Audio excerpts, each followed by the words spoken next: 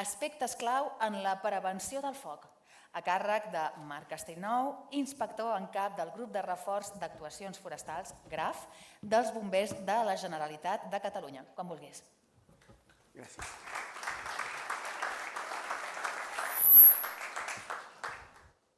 Bé, bon dia a tots. I bé, em toca parlar de la part de seguretat dels càmpings i sobretot amb el tema d'incendis forestals.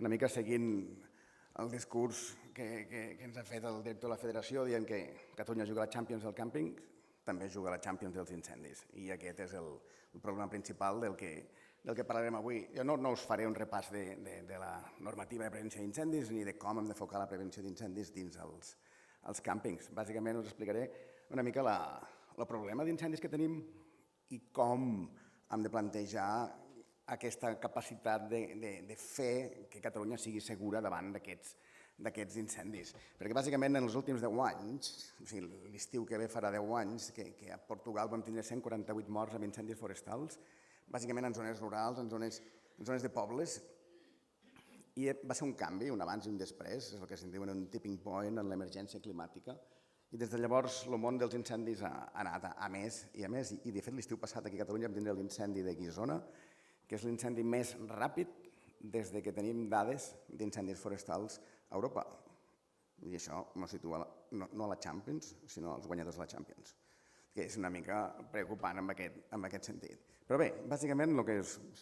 Pots clicar el vídeo? Aquesta imatge d'aquí això és l'incendi aquest portuguès, que es deia de Pedragrande.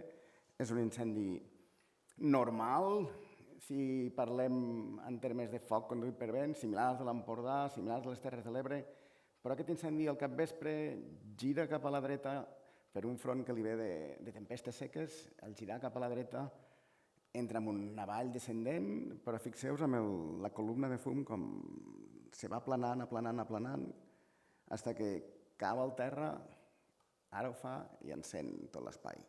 Això són 11.000 hectàrees enceses i són 18 minuts. O sigui, si teniu al cap la idea dels incendis forestals dels anys 80 i 90, traieu-la. No són aquests els incendis que ens preocupen. Catalunya té la capacitat d'eliminar tots aquests incendis sense cap problema. El sistema d'extinció té aquesta capacitat i això ens dona una gran capacitat de tranquil·litat. Però aquest tipus nou d'incendis és l'incendi que preocupa i és el que seguim treballant com a bombers. I de fet Catalunya és una anomalia en aquest aspecte. El cos de bombers ha demostrat que té capacitat de mínimament gestionar-los, però cal que tots tinguem una consciència de què és el que ens enfrontem.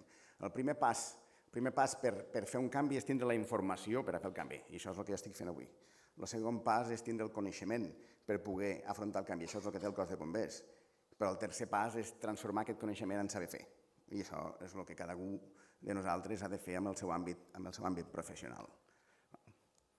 Llavors, l'altre tema que és important que tingueu clar i que trenca la mentalitat del que és un incendi, i estaré aquest dematí, o sigui, quan me van invitar a vindre al Congrés, ja els vaig dir, voleu dir, però em van insistir molt, doncs aquesta és la conseqüència.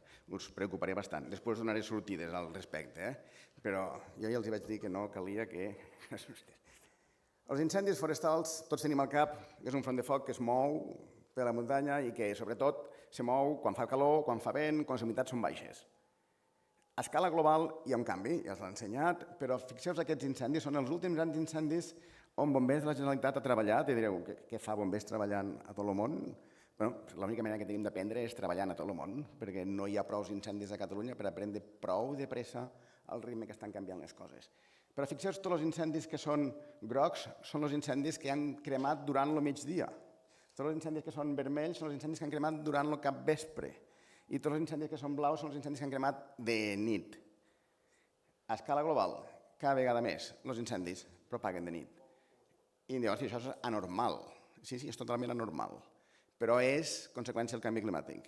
El canvi climàtic fa que els incendis puguin cremar dia i nit, perquè les condicions de cremar són dia i nit, òptimes, però sobretot, i ara entrarem en un aspecte important, l'incendi necessita connectar la seva propagació amb l'atmosfera lliure, no en la capa límit atmosfèrica on tots vivim, sinó l'atmosfera lliure. Això vol dir el que els anglesos diuen la free troposfera.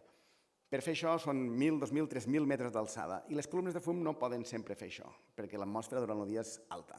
Però durant la nit aquesta capa límit atmosfèrica és baixa i l'incendi pot connectar amb l'atmosfera lliure. Diguem que l'atmosfera té una capa que és l'atmosfera lliure, on se mou tots els núvols, però una capa superficial on l'atmosfera interacciona amb la superfície terrestre i si heu volat amb avió, quan arribeu a Barcelona veieu aquella capa de boira o aquella cosa més grisosa, allò és la capa límit, on l'atmosfera interacciona amb la superfície. Doncs l'incendi necessita trencar aquesta capa per poder accedir a l'atmosfera lliure si vol ser un incendi que tingui capacitat de creixement. I en el canvi climàtic, com que l'atmosfera a les nits és més baixa, però en el canvi climàtic les condicions són òptimes per cremar de nit, l'incendi pot fer més de nit, que l'atmosfera més baixa, que de dia, que l'atmosfera és més alta. I per això cada vegada tenim incendis de nit. I això ens canvia una altra vegada la manera de pensar els incendis. L'altra cosa important, i que aquesta li he explicat als polítics, el primer conseller que li vaig explicar això va ser el Felip Puig, que el tenim aquí, però la Núria Parlon, que ve demà, també li hem explicat.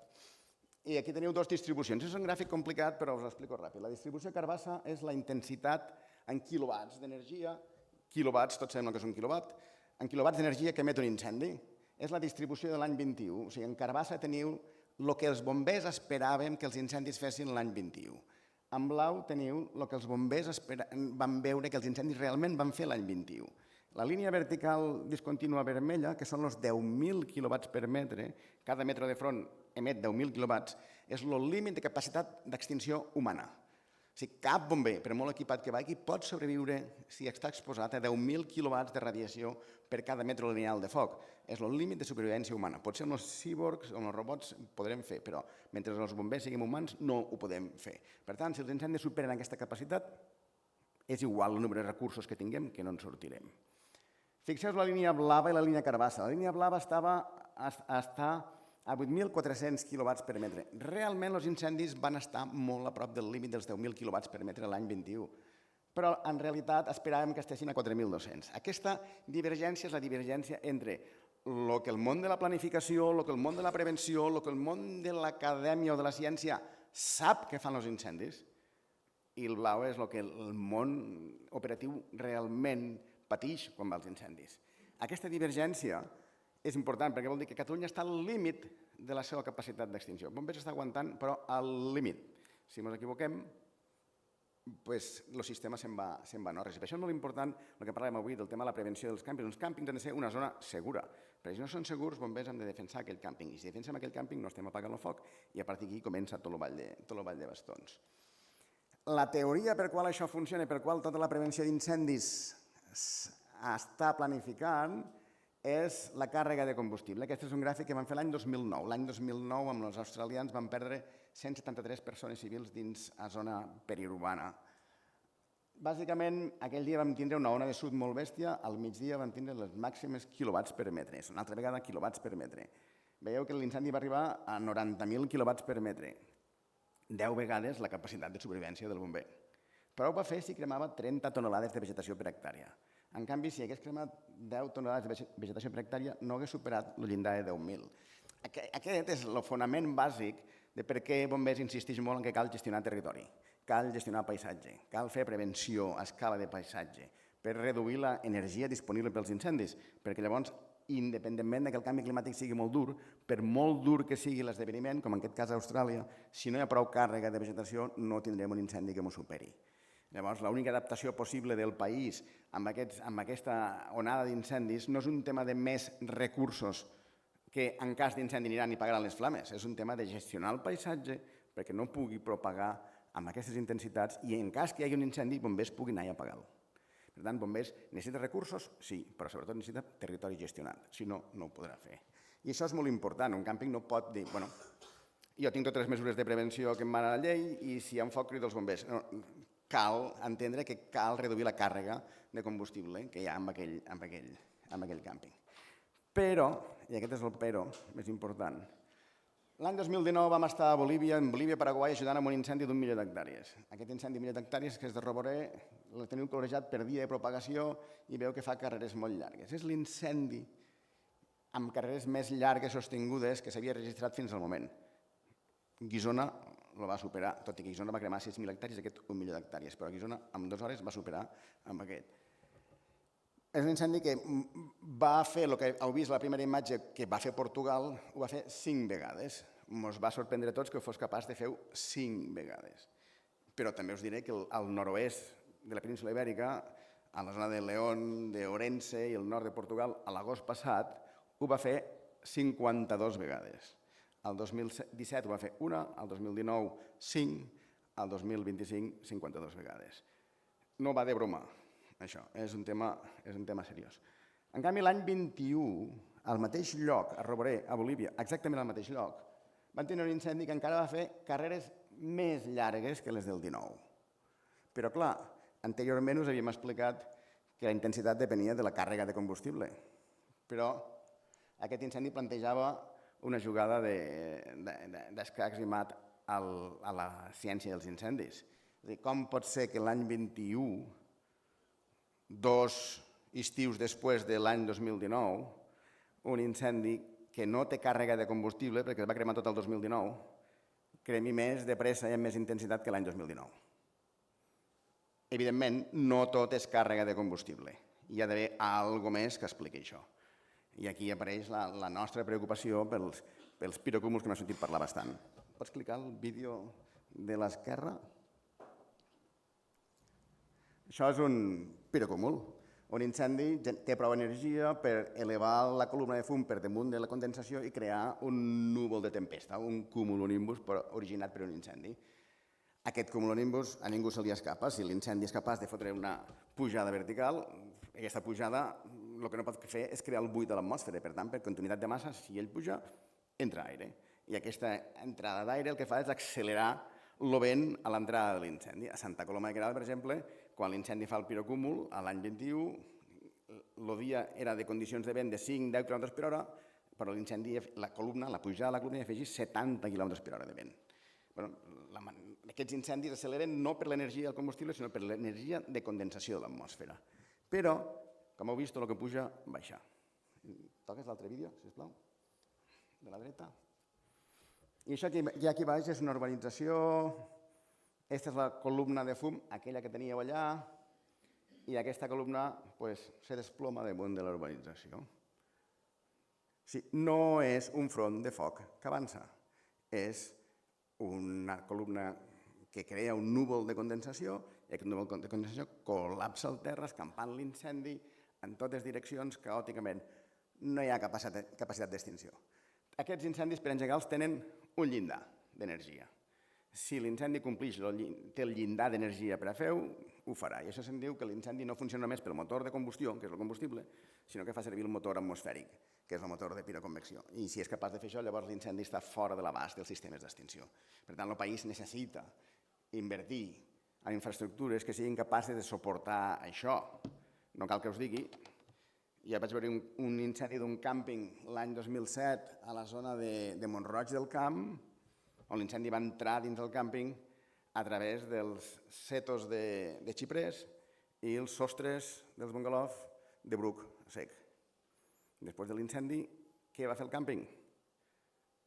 Va tornar a ficar el seto de xiprer i va tornar a ficar els sostres de bruc. Contra aquests incendis és sentència de mort. Poseu-vos-ho al cap. No només és extinció, és prevenció. Però no és la prevenció clàssica d'un front de foc que arriba al càmping. És la prevenció d'una pluja de foc sobre el teu càmping. Nosaltres estem pressionant el govern perquè treballi en un territori perquè limiti aquesta càrrega de vegetació per poder generar aquests efectes. Però, entre tots, hi hem de sumar. O sigui, la diferència de per què Califòrnia perd 2.000 cases any als incendis forestals i Catalunya no en perd, va perdre 52 l'any 2022, però normalment cada any no en perd, és simplement els materials de construcció. La diferència entre una urbanització que aguanta això i un càmping que no aguanta és el material de construcció. Per tant, un sostre amb bruc, si voleu, però ignifugat, no agafarà. Amb bruc ignifugat agafarà.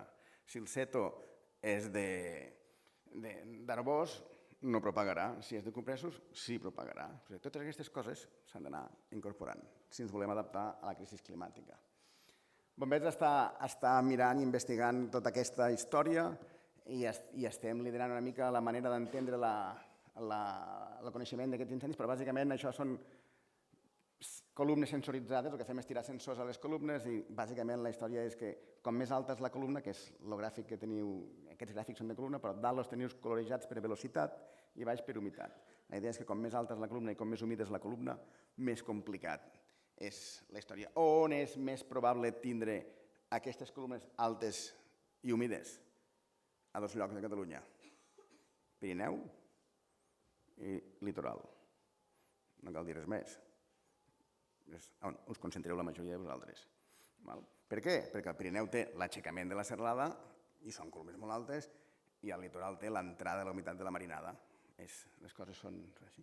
Dalt teniu la velocitat del vent que aquestes columnes afegeixen. Per exemple, la columna de més cap allà, la més petiteta, és la de Torroella de Montgrí de l'any 21, que va afegir 3,5 metres per segon.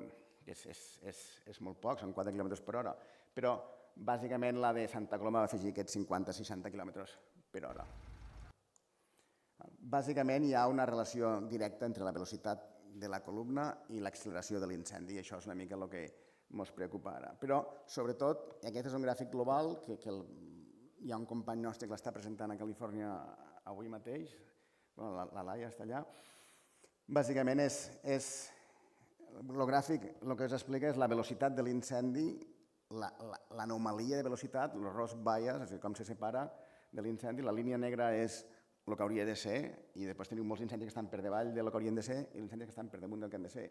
Tots els punts gruixuts corresponen a núvols de piroconvecció d'aquests que veus aquí. I a escala global és claríssim que tots els núvols de piroconvecció estan generant això. O sigui, Catalunya havia vist 7 núvols de piroconvecció abans de l'any 21. Des del 21 fins ara n'han vist 32. L'assumpte és seriós i és la nova dinàmica on estem. I ja per acabar, perquè tampoc ho vull fer allargar massa, això és l'incendi de Paüls d'aquest estiu passat i el que han vist és una altra història diferent. Pots posar el micro? No. Tira enrere. Això. Si em dones... Ja, sí. Aquí. Bàsicament, aquesta columna que fa piroconvecció però que no fa el cúmul, això és Paüls l'any passat, quan van tirar la sonda, se'n va anar a dalt, però fa aquestes zones bàsiques i aquí veieu les zones importants de velocitat pel temps. Veieu que l'incendi fa aquestes pujades i baixades? Bàsicament el que han fet és descobrir un nou procés. Ja em pots tornar al micro aquest aquí. Han vist un nou procés de propagació d'incendis i és que quan l'atmosfera pesa molt, l'incendi és capaç de doblegar-la, però l'atmosfera torna a baixar per baix i llavors comença a fer aquesta oscil·lació. Això se'n diu, els bombers en diuen moltes vegades la pulsació dels incendis i la fem servir per temes de seguretat, per travessar els fronts, etc.